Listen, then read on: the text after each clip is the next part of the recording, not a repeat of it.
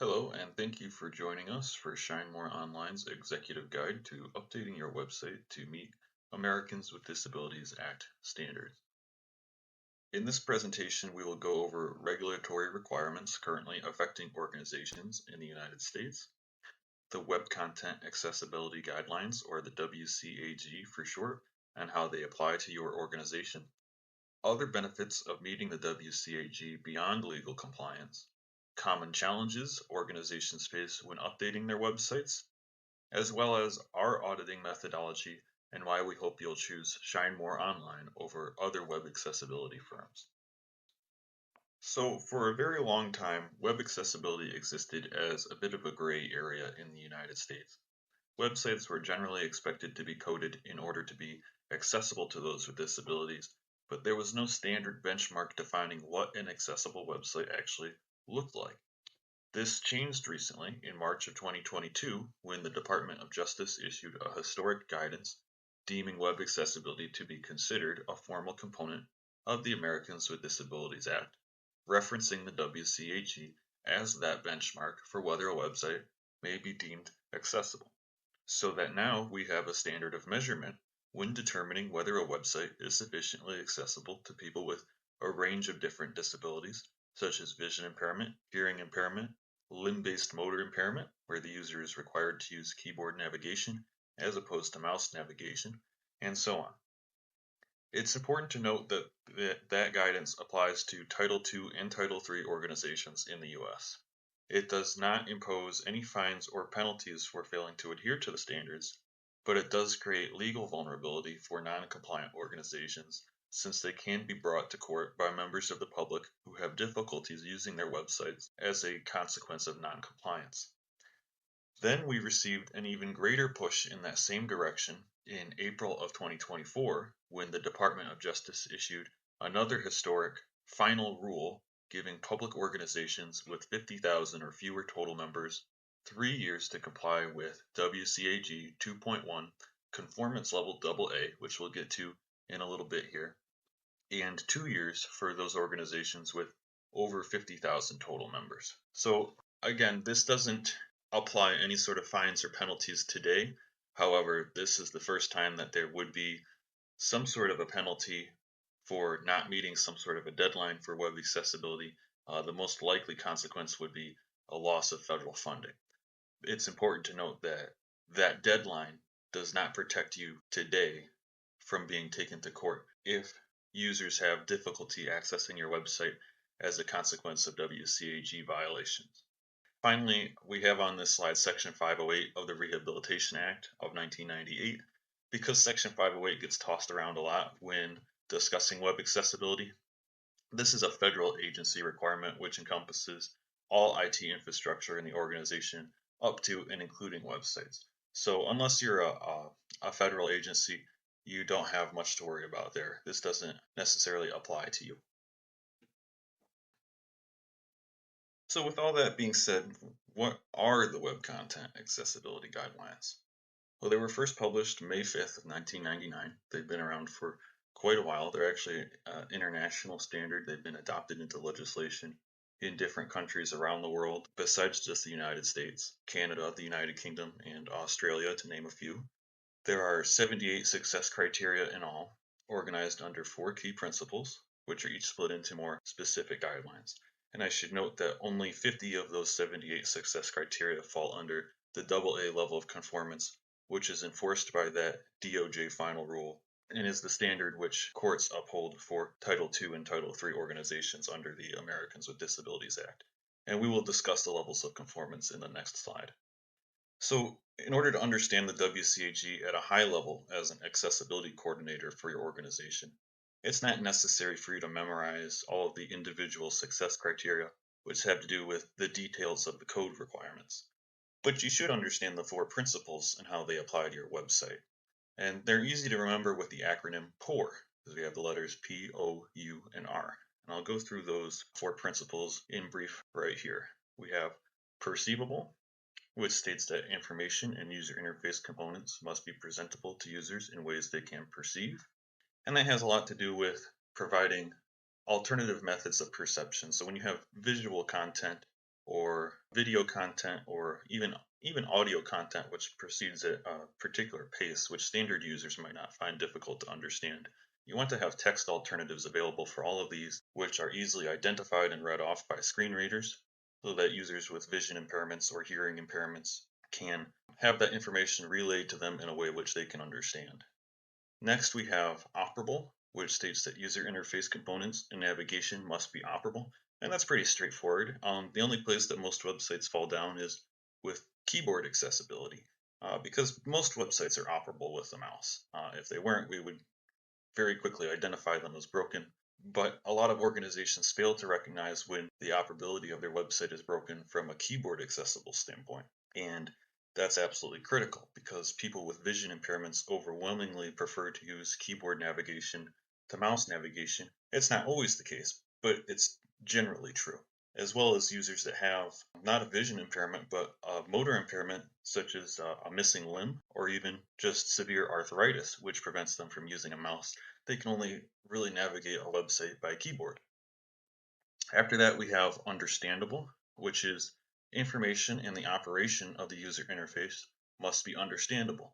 And this is the one that trips people up the most. It has to do with readability. Really, like if your website has a lot of technical information to relay to users, it's helpful to have some sort of a breakdown in layman's terms for people to better understand. I'd say the one that's most applicable to most websites is the specific guideline predictable.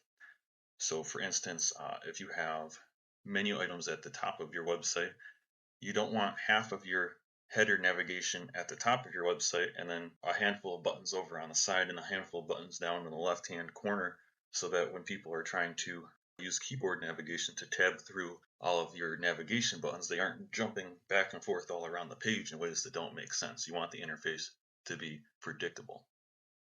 Finally, we have robust, which really just kind of reiterates the first three principles. It states that content must be robust enough that it can be interpreted by a wide variety of user agents, including assistive technologies, which, of course, if you're implementing the success criteria under perceivable, operable, and understandable, these things will enable assistive technology compatibility. But robust just has a few more success criteria that deal with that specifically. So now we can talk about the WCAG levels of conformance. They're pretty straightforward. There's just three levels: single A, double A, and triple A. Now, single A is the minimum level of conformance, which addresses the most fundamental accessibility considerations for a wide range of users. You might even say that it's more about basic website functionality for all users, including standard users, as opposed to just accessibility considerations. So level single A includes 30 success criteria, which include providing alt text for images, descriptive transcripts for pre-recorded media, and nesting headings appropriately, as well as others. Now, double A is the standard that we're actually concerned with. That's the standard enforced by the DOJ final rule applying to public organizations, as well as the standard upheld by courts in web accessibility lawsuits under the ADA. This is the mid-range level, which includes all level single A success criteria, but also adds 20 additional criteria. Double A removes additional barriers and establishes a level of accessibility that works for most devices and assistive technologies such as screen readers. Triple A is going above and beyond. It's the highest level of conformance. It adds an additional 28 more success criteria on top of the 50 from single A and double A in order to establish the highest possible level of website accessibility. So for example, in terms of color contrast, level double A means colors are readable, but they might still present problems for some users, while level triple A means that colors have extremely high contrast and should be readable for nearly all users. So now that we know what the Web Content Accessibility Guidelines are, what are some other benefits to making your website compliant with these standards beyond just minimizing legal liability and maximizing your compliance? Well, of course, you have greater access to resources. Your website becomes convenient to navigate for 18 million Americans who are historically underserved by web infrastructure. That includes users with vision, hearing, and limb-based motor impairments. There's also a boost in public approval. Investing in your website's accessibility demonstrates your administration's commitment to serving the public good. And the flip side of that is, of course, if you got embroiled in some sort of web accessibility lawsuit, it becomes a detriment to your organization's public approval. You also gain operational efficiency. Having an accessible website can streamline internal operations when involving employees who have disabilities. And you get a small boost to search engine optimization performance because improving assistive technology user experience results in lower average bounce rates and greater dwell time, which are both metrics that search engines like Google use when determining page rank. Now that we understand the importance of web accessibility and specifically the WCAG, why are there still so many websites that are non-compliant? What are the challenges that organizations are facing when it comes to updating their websites? Well, first we have the limits of automated tools. There's dozens of automatic scan tools available for free, which do offer a quick way to check for some accessibility errors on your site. But what you'll find if you test them for yourself is that they'll frequently throw false positives, sending your teams on wild goose chases, and they'll also fail to spot errors which actually do exist. And this is just of the WCAG violations which they're even capable of spotting in the first place. They're incapable of spotting context-based errors, and they have a lot of difficulty testing more complex components such as an interactive calendar or even sometimes a simple picture slider depending on how it's coded.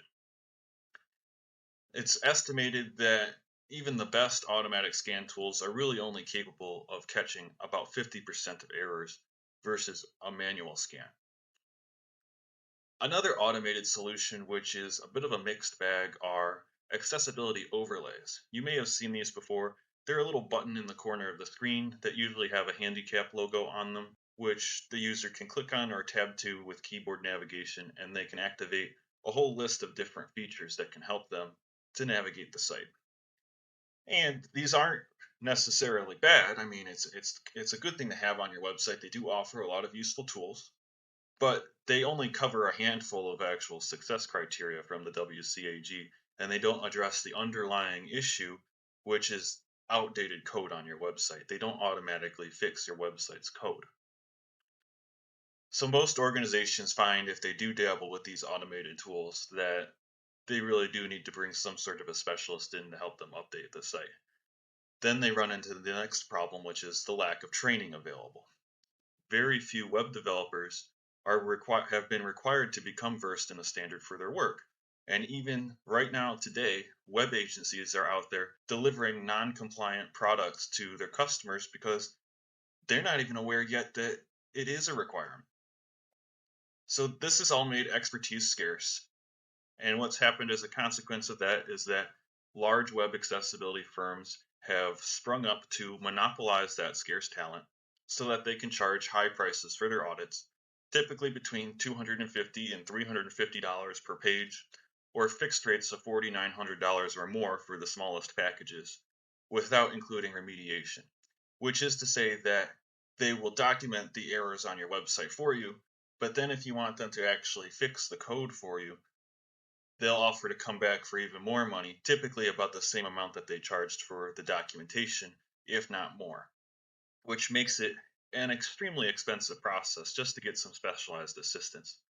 That's why Shine More Online offers auditing with remediation in all of our packages by default, which means that we document the issues for you and we fix them for you at the same time while we're there.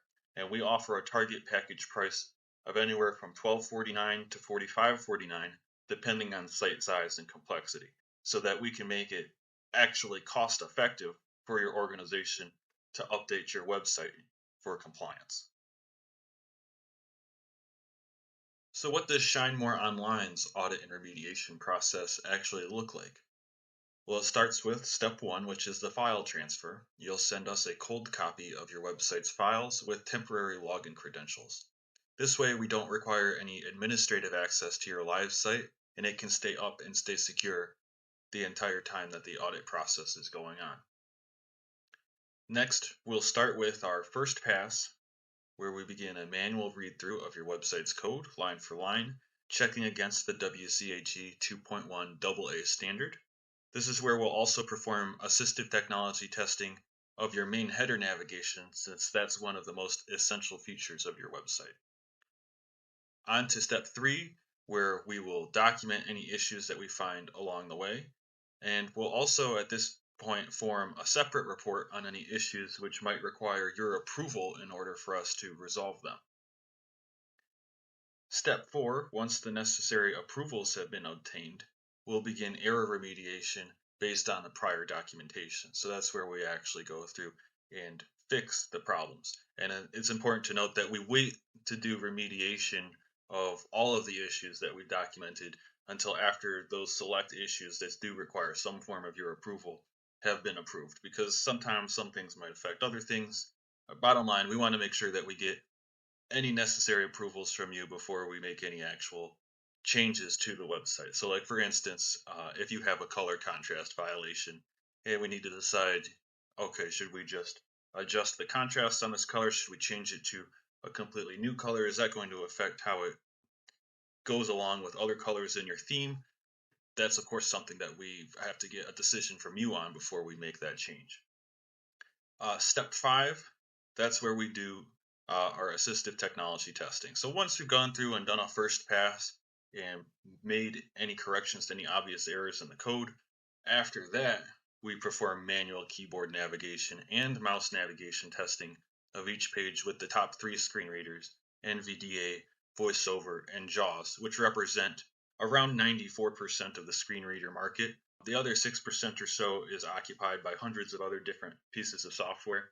But in general, if you are to the WCAG compliance standard and manual testing works with these 3 main screen readers, any other screen reading software which is made to be in compliance with the WCAG should also be compatible. Finally, we perform additional documentation of any additional issues that we find during the assistive technology testing. So this is where we're able to catch anything that we might have missed during the first pass. And we'll also document and submit necessary items for approval, although it's pretty rare that we would find the types of issues at this late stage that would affect the visual presentation of your website to standard users that would actually require your approval. Usually, if something were going to be caught at that time, it would be a behind the scenes labeling thing that really only affects how screen readers interact with your website. Step 7, final remediation and handoff. We complete remediation of those additional errors that might have been found during manual testing. And then we turn over the cold copy of your website's files back to you, as well as the complete documentation of our efforts for your records. The package turnaround time for all this is around 10 business days for websites under 30 pages. Add an additional business day for each 5 additional pages. Now, the reason that that is an estimate of 10 business days is because if we document a lot of issues that are going to require some sort of approval on the part of your team, the turnaround window depends a lot on your ability to get a decision back to us. So we don't nix the project if your internal decision making process takes some time, but just understand that it extends the turnaround window if it does take a good deal of time for you to submit a response. That's why we encourage you to let every member of your team know that would be a part of the decision making process for elements of your website that an audit is going on, so that you can have a quick turnaround time on those approvals. So here's an example of what the problem documentation would look like if your organization chose to work with Shine More Online. So for every issue that can be found throughout the website, you'll see the summary of the violation. Beneath that, you'll see the type of violation. Here we have a keyboard navigation violation. You'll see the severity, which is either failed standard or best practice. Since we also check for best practice issues, which are not technically violations of the WCAG, but do help to make your website more accessible at the same time. You'll see the element affected. This is a snippet of the particular element directly from the code to let you know what it is that we're talking about here, as well as the page that it's located on. You'll have a section explaining why that particular issue matters, and a direct quote for the WCAG success criteria which pertains to it. You'll have a section beneath that explaining what caused this issue. What exactly was incorrectly formatted in the code that caused this issue to be a problem. And finally, you'll have the actions that we took after finding the issue, as well as the action date and the status after action. So now that we know why you might need an audit, as well as how it would work, what are some additional considerations? Well, first off, what type of technology does your website use? Is it a WordPress site? Is it static HTML? Does it use a different technology framework, like for instance Ruby on Rails? Or do you use a third-party platform provider? As well as how many public-facing pages does your website contain? The size of the website obviously impacts both time and cost of an audit. Does your website contain many complex elements, such as interactive calendars, UI nested sliders, or complex forms? All of these factors influence both the time and cost of the audit. However, in particular when we're talking about cost, with the understanding that Shine More Online does strive to be the most cost-effective web accessibility provider, what could ongoing non-compliance cost your organization?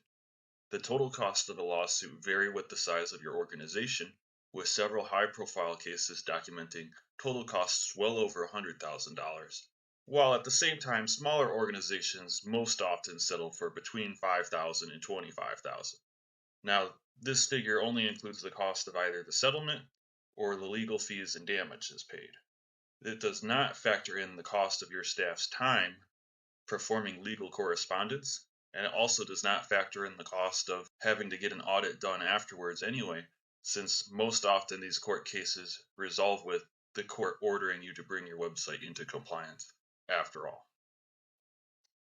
Thank you for watching Shine More Online's presentation on web accessibility standards. If you're interested in learning more about web accessibility in general or discussing your website's unique situation, please do not hesitate to schedule a free consultation at www.shinemoreonline.com. And in the meantime, I hope you have a wonderful day and an even better tomorrow.